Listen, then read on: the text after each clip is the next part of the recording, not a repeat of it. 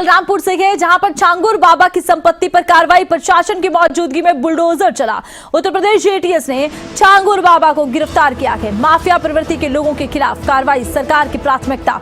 बलरामपुर जिला अधिकारी ने बताया कि सरकार की प्राथमिकता है कि अपराधी प्रवृत्ति के लोगों के खिलाफ कार्रवाई की जाए। माफिया प्रवृत्ति के लोगों के खिलाफ कार्रवाई सरकार की प्राथमिकता। बलरामपुर जिला अधिकारी ने कहा तो छांगुर बाबा की संपत्ति पर चला है बुलडोजर। छांगुर बाबा की संपत्ति, प्रशासन की मौजूदगी में चला बुलडोजर।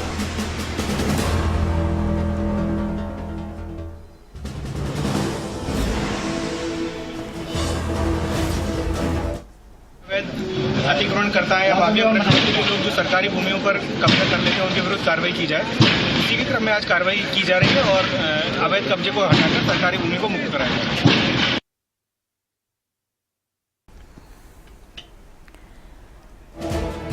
और ज्यादा जानकारी के लिए खबरें अभी तक के संवाददाता आकाश यादव का रुख करते हैं। आकाश, जिस तरह से कार्रवाई प्रशासन के सामने आई है, बुलडोजर कार्रवाई की गई है और एटीएस की तरफ से छांगुर बाबा पर कार्रवाई की गई है, किस तरह के आरोप हैं और छांगुर बाबा को लेकर क्या कुछ जानकारी सामने आई है?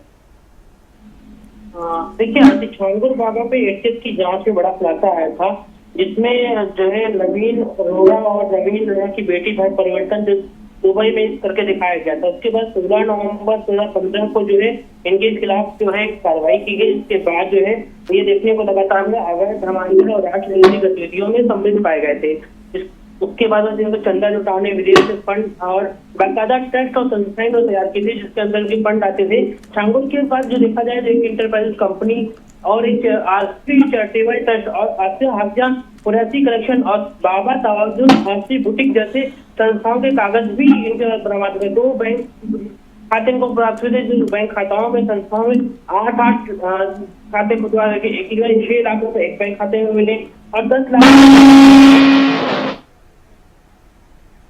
चलिए, बहुत शुक्रिया, तमाम जानकारी आपने दर्शकों तक पहुंचाई है। तो धर्म परिवर्तन देखिए छांगुर बाबा करवाया करते थे। नाम है जलालुद्दीन उर्फ छांगुर बाबा। धर्मांतरण का रैकेट इनका चलता था और कई लड़कियों को शिकार इनके इस रैकेट ने बनाया था। उम्र करीब इस शख्स की 70 साल है। विदेशों से इसे फंड मिलता था, देश से भी इसे फंड मिलता रहा है। करोड़ों रुपए इसने फंड के तौर पर जुटाए हैं और बलरामपुर उत्तर प्रदेश में ये रहा करता था। यहीं से ये पूरा रैकेट चलाया करता था। धर्मांतरण के रैकेट में ये नौजवानों को शामिल करता था, उनके जरिए लड़कियों को ये धर्म परिवर्तित करवाता था। पहचान थी कि खुद को पीर बताकर ये दरगाह चलाया करता था, ये इसकी पहचान थी। मुख्य आरोपी अवैध धर्मांतरण का ये मास्टरमाइंड था। अब इस पर आरोप यहां तक है कि इसने पैसे दिए हैं उन तमाम लड़कों को जो लड़कियों को फंसाकर उनका धर्मांतरण करवाते थे।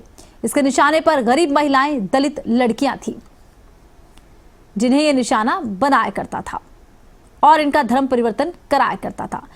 पीड़ितों की संख्या अभी तक 40 से ज्यादा लोगों का इसने धर्म परिवर्तन करवाया है। ये एक सरकारी आंकड़ा है। असल आंकड़े के लिए अभी इंतजार करना होगा जांच के पूरा होने का। रेड कार्ड सिस्टम, जाति के हिसाब से धर्मांतरण की कीमत तय की जाती थी। अगर ऊंची जाति की लड़की का धर्मांतरण हुआ है, उसे अगर मुस्लिम बनाया गया है तो ज्यादा पैसे मिलते थे। खाड़ी देशों से इसे 100 करोड़ से ज्यादा की रकम मिली है। ये विदेशी फंडिंग है। अब सवाल यह है कि खाड़ी देशों को भारत में लड़कियों के धर्म परिवर्तन में क्या इंटरेस्ट? प्रचार माध्यम देखिए, मजार दरगाह इलाज और चमत्कार के नाम पर यह प्रचार करता था। मजारों पर, दरगाहों पर लड़कियों को बुलाया जाता था। अब बुलडोजर एक्शन हुआ है, अवैध निर्माण पर बुलडोजर चला है। लेकिन सोचिए, वो शख्स जिसके पास 100 करोड़ की विदेशी फंडिंग आती होगी, क्या उसका अवैध निर्माण सिर्फ इतना ही होगा?